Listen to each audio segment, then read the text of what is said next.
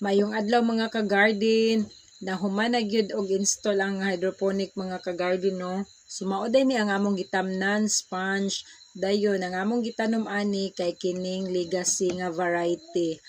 Dayon kaning pipes mga ka-garden kay kuanan pa na gibutangan og papilit para wala gyud siya leaking.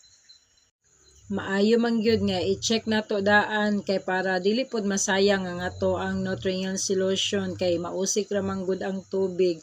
So ga-install na siya ani mga ka-garden, giwiringan na niya. Ako ara yung bana po mo trabaho ani.